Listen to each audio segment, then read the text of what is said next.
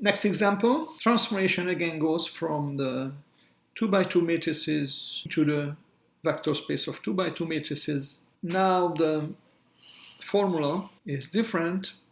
It's AS A inverse, where S is given constant matrix -5, 2, 7, -4.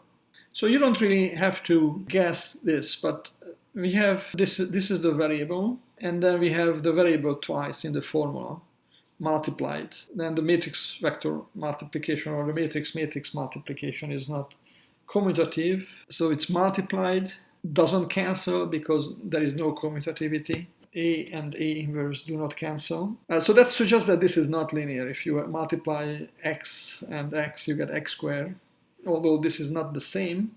So let's check again this property Cu plus dV, which in our case now, the scalar is still real number, and instead of vector notation, maybe we should use A and B notation. Pay attention, here is A, the variable, and then we have A on the left and A inverse on the right. Now this is the new variable that we are using inside the transformation, Ca plus dB. So that means that we have to use this whole sum from the left, and then its inverse from the right. Now the big problem is that with the left end of this, we can multiply in term by term, but we cannot break up the inverse.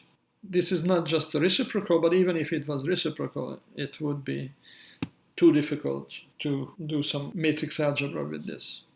So then what can we do when we have such a problem? If this is too complicated, then let's go back, instead of using this property 3, let's go back to one of the simpler properties. I think maybe 2 is simpler than 1 because it has only one scalar multiplication.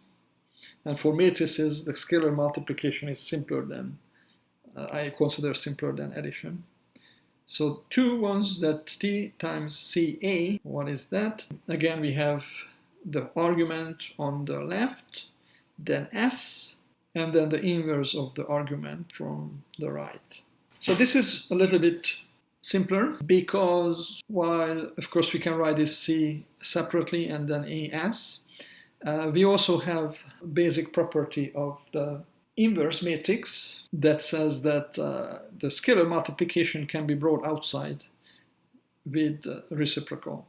This is again a basic property of matrix algebra, but you can also check that the inverse of Ca is 1 over Ca inverse. Since if you multiply them together, you get Ca 1 over Ca inverse. The reciprocal is just a scalar, so it can be brought to the front, 1 over Cc A inverse, and then these cancel. A inverse is the identity, so we get the identity.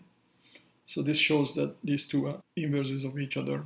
And then here also, then we can bring the 1 over C to the front. Let me continue it here. We have 1 over C, C, AS, A inverse, and then the C cancels, and we left with AS, A inverse, which is T of A, according to the definition of T. And then if you compare what we started with and what we ended up with, for linearity, we need C times T of A. But that's not what we got unless C is 1. So this is not T of A if C is not 1.